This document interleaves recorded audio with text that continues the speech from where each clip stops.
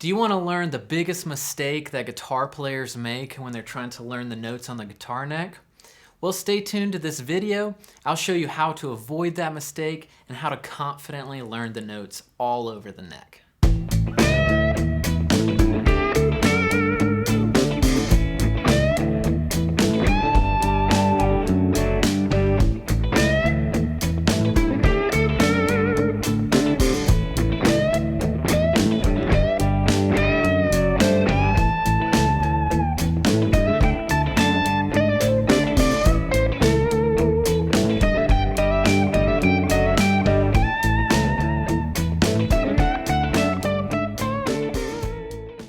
Hey, I'm Daniel Seriff, and on this channel, every week, I'm sharing with you the things that I've learned over the last 15 years as a professional guitarist and instructor, and sharing them with you as the intermediate guitarist, letting you know everything you need to know in order to improve. So if you're new to this channel, make sure you go ahead and hit that subscribe button and ring the bell so you know every time I upload a new video. Alrighty, so in this lesson, I'm gonna show you the best way to learn the notes on the guitar neck and kind of avoid some pitfalls that can discourage and kind of overwhelm people. I've noticed it in myself as well as a lot of my students who tried to learn the guitar neck in this classic kind of way that I think is a big mistake.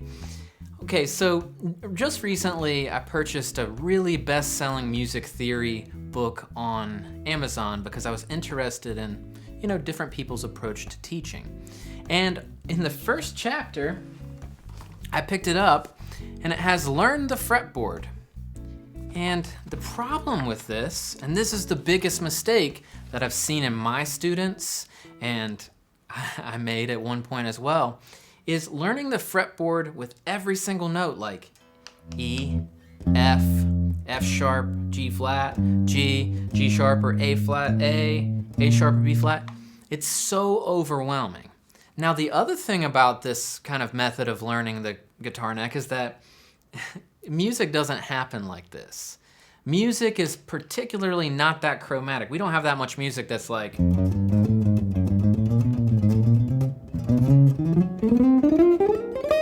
it just doesn't happen like that. Most of the music that we love and enjoy is tonal music, meaning it like fits in one key at a time. And so what I realized a while ago is that the best way to learn the notes on the guitar neck is first learn the natural notes. All right, so number one, what are the natural notes? Well, the natural notes in our musical system are going to be the first 7 letters of the alphabet, okay? A, B, C, D, E, F, and G. And in music, they just repeat and repeat and repeat. A, B, C, D, E, F, G, A, B, C, D, E, F, G, etc. Now, one good tip for you that I always tell my guitar students, my in-person students, is that you want to make sure that you practice saying it backwards, right? So you want to start on A and go A, G, F, E, D, C, B, A, etc. So number one is you need to understand the natural notes, right? The 7 letters of the alphabet that we use. Okay, point number 2 that will be really helpful for you is you need to understand how these notes are spaced across the fretboard. And we can do that very easily because there are just 2 exceptions here. And that is B to C and E to F are half steps, while all the others are going to be whole steps. Wait, okay, we need to talk about half steps, right? Okay, well, a half step on the guitar neck is just 1 fret up or 1 fret down. And it could be anywhere. All right, then a whole step on the guitar neck, that's going to be 2 frets, right? Or just skip over a fret. All right, so going back to our musical alphabet, what you need to remember is that B to C, just 1 fret apart, E to F, just 1 fret apart. Everything else is going to be a whole step, okay? So that would be A to B is a whole step, C to D, D to E, F to G, and G back to A. Those are all going to be whole steps, and again, just to reiterate, B to C, E to F are just going to be our half steps. Okay, great.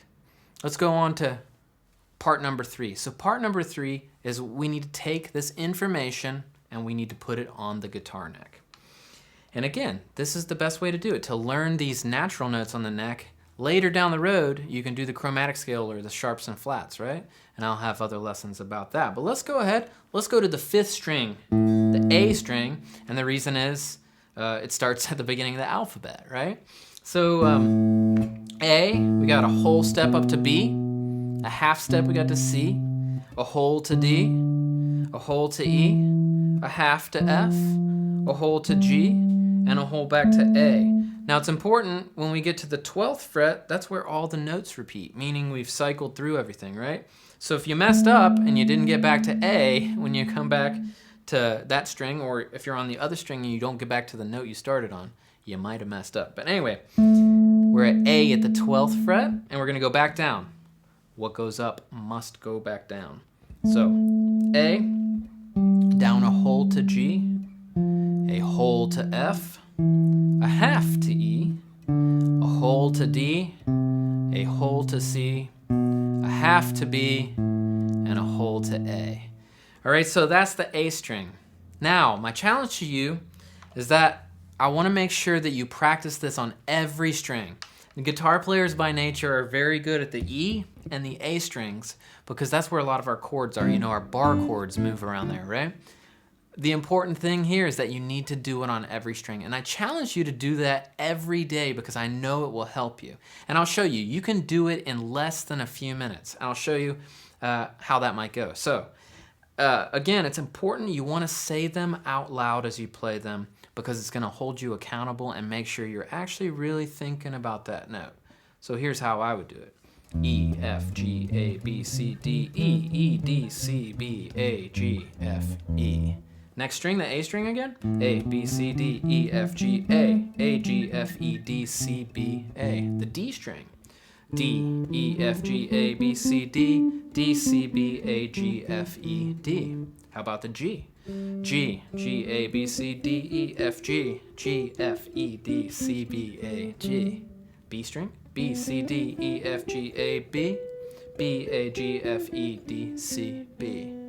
And then finally, you should do the high E string even though, you know, the notes are the same as the low E string because it's kind of in a different place, different octave. E, F, G, A, B, C, D, E, E, D, C, B, A, G, F, E. All right, so to summarize, think about the natural notes, right? So A, B, C, D, E, F, and G, and be able to say them forwards and backwards.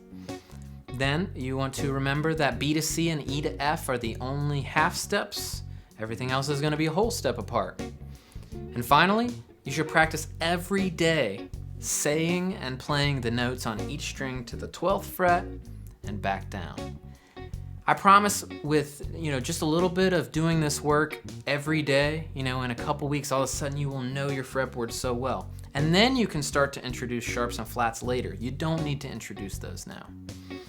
All right, great. Thank you so much for tuning into this video. I hope it was helpful. If you have any questions, you know, feel free to comment below. And if you're looking for some more great free lesson content, head over to danielseriff.com and check out my diagonal pentatonic blueprint that I have. It's a super awesome scale-based playing pattern that you can play great solos with and do all kinds of wonderful music. It'll make you stop sounding like you're just playing scales up and down. Alrighty, great. Again, thanks, and have a great day. I'll see you soon.